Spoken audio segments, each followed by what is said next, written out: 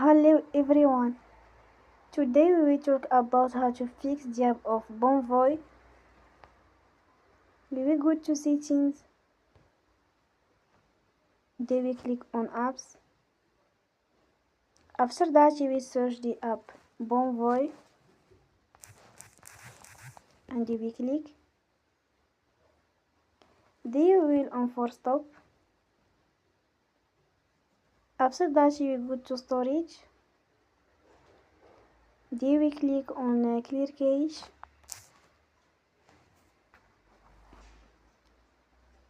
In the end, turn off your phone and you will recharge your phone again.